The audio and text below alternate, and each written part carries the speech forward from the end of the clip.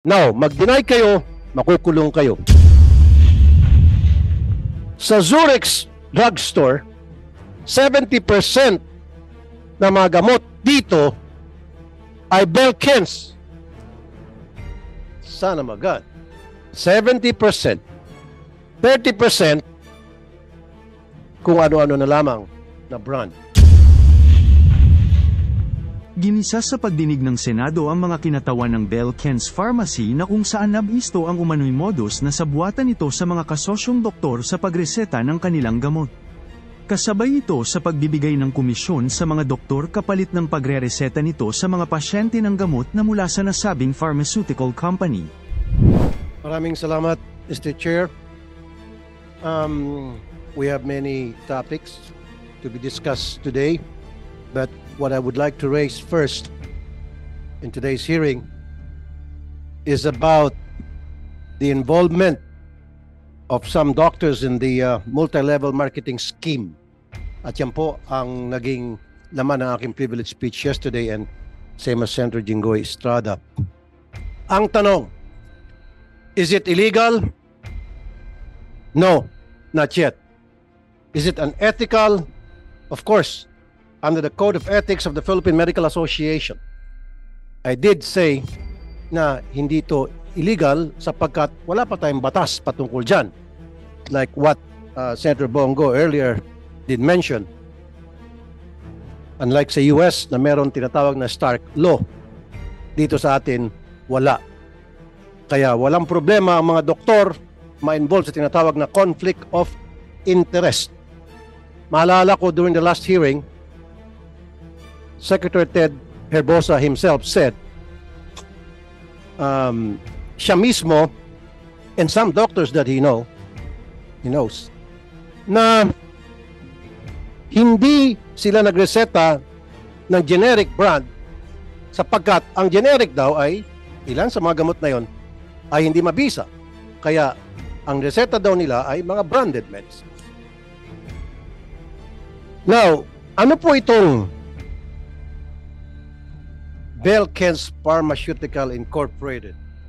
This is a big company being run by doctors, owned by doctors. Right there, makikita natin yung conflict of interest. Ito po masaklap. Sila po, itong mga doktor na miyembro nitong Belkens Pharmacy MLM, kung tawagin ay Jedi at Padawan, nagreseta ng gamot, especially sa cardiology department, na ang brand, of course, ay kinikerry ng Belkens Pharma.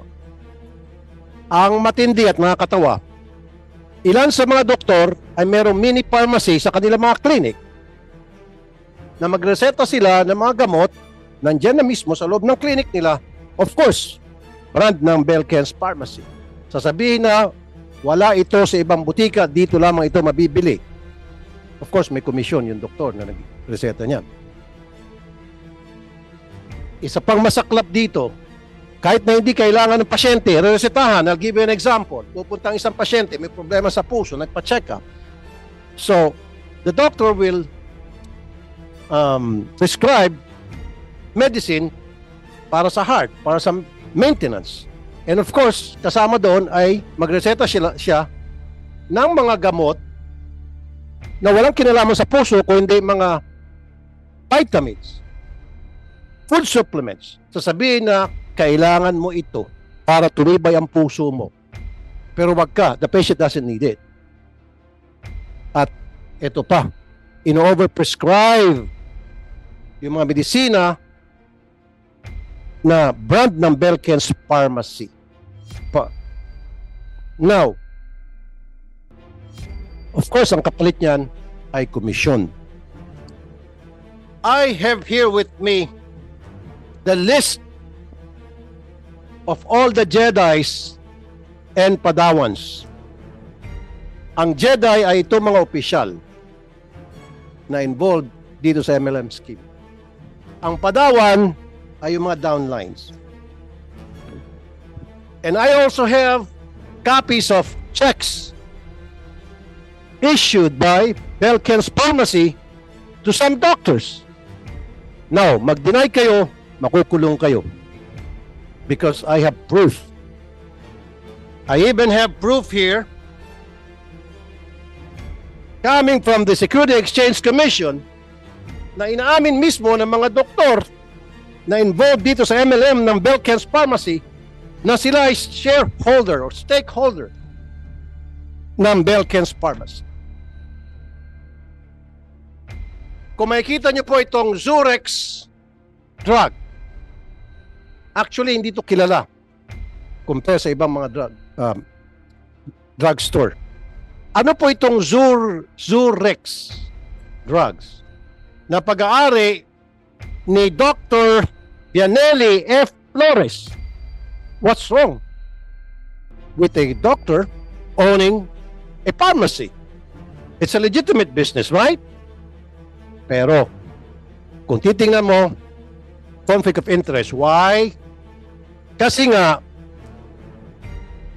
mga membro ng MLM ng Belkens Pharmacy, tinuturo ang mga pasyente nila na pumunta sa Zurex. At sa harap mismo ng Philippine Heart Center, meron pong Zurex drugs. Pila-pila mga pasyente dyan.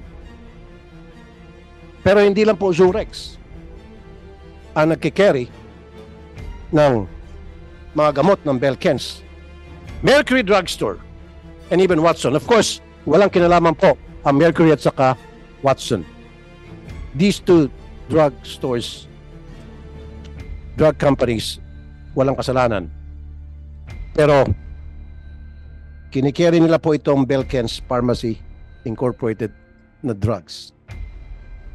Now,